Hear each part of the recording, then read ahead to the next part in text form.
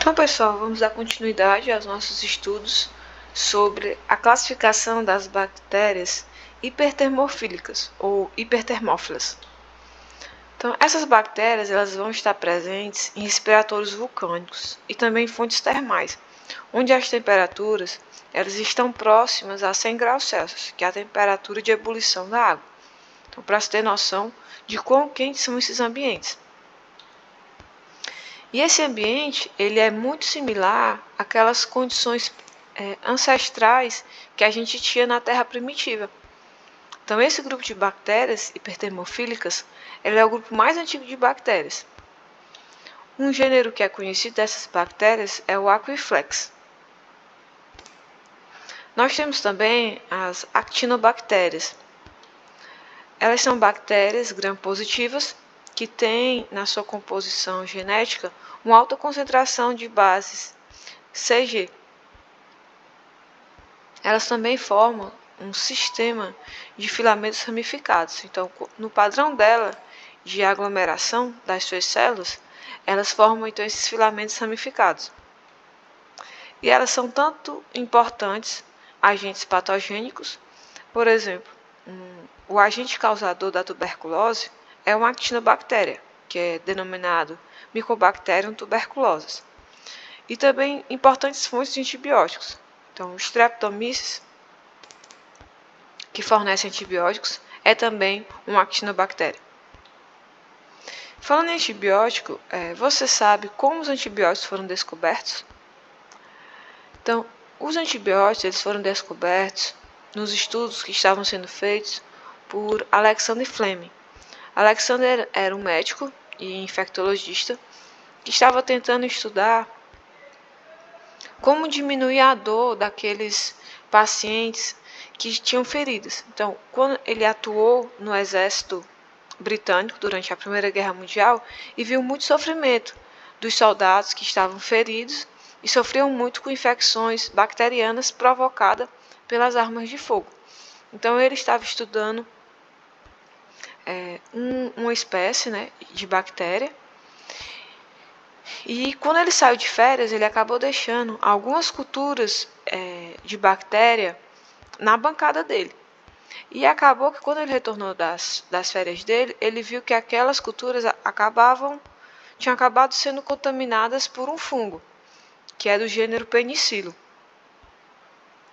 Quando ele viu, naquelas culturas que estavam sendo infectadas por esse fungo, havia sido formado um halo, que está representado aqui nessa figura, onde não existiam as bactérias. Então, quando ele viu esse halo, ele viu então que o fungo tinha secretado uma substância que era capaz então de matar as bactérias. E como essa substância tinha sido originada a partir dos fungos do gênero penicillium, ele chamou essa substância de penicilina. Então, foi dessa maneira que o primeiro antibiótico foi então descoberto, sendo originário então de um fungo. Então, a penicilina é originária de alguns fungos do gênero Penicillium. Essas descobertas do Fleming, eles mudaram radicalmente o nosso modo de viver. Antes, as infecções bacterianas, a maioria delas era muito mortífera. E a partir do uso de antibióticos, a nossa capacidade de agir contra essas bactérias patogênicas aumentou de maneira surpreendente. Então, dando continuidade aos nossos estudos, a gente vai ver agora as cianobactérias. Então, as cianobactérias, elas são fotossintetizantes, então elas têm a capacidade de produzir energia, aproveitar a energia solar para produzir compostos orgânicos. E através da simbiose com outras bactérias maiores, então são as cianobactérias que vão dar origem aos nossos cloroplastos. Uma característica das cianobactérias é que elas podem formar células mais resistentes, que são chamadas de heterocisto, e também células reprodutivas, que são os esporos, que também são mais resistentes e conseguem então ser responsáveis por essa propagação das cianobactérias. Elas podem ter uma vida livre, né, ser unicelulares e ter vida livre, ou elas podem formar colônias, como a gente está vendo nessa imagem.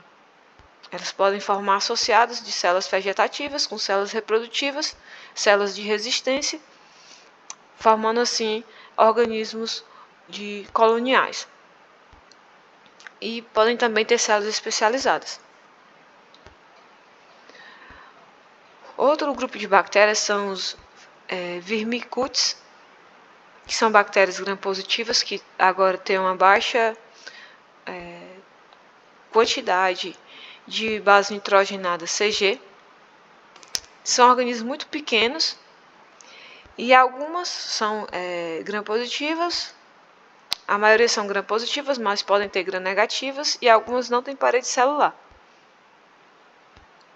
Alguns gêneros importantes são os bacilos, os clostrídeos e os estafilococos, muitos relacionados a características patogênicas. Nós temos também o grupo das espiroquetas, que são bactérias gram-negativas na maioria, que tem aquela estrutura helicoidal e tem um movimento por um filamento axial. Elas podem ser tanto de vida livre quanto patógenos, por exemplo, os agentes causadores da sífilis e da doença de Lyme são do grupo das espiroquetas. E nós temos também o grupo das clamídias. Então, elas são pequenas bactérias gram-negativas que têm um formato de cocos, então um formato esférico. Elas são parasitas intracelulares obrigatórios. Então, elas têm a necessidade de infectar as células dos outros organismos e lá elas se desenvolvem. Então, elas estão relacionadas a muitas infecções sexualmente transmissíveis e também infecções nos olhos e na garganta. E por último, nós temos as proteobactérias, que é a maior diversidade de espécies, que tem a maior quantidade de espécies já conhecidas. Elas são bactérias gram-negativas e tem muitas espécies de interesse, tanto agrícola quanto patogênicas. Por exemplo, o risóbio, que vai formar associações com as raízes de plantas, a Escherichia coli, que é muito importante como uma enterobactéria e também nas pesquisas feitas em laboratório, ela é um organismo modelo, a Yersinia pestis, o Vibrio cholera e o Agrobacterium tumefaciens. Esse Agrobacterium tumefaciens, ele é causador de alguns galhos em sistemas vegetais, então ele é um fitopatógeno. Então a gente vai dar uma pequena pausa e a gente volta no próximo vídeo estudando um pouco dos serviços ecológicos que são desempenhados pelas bactérias.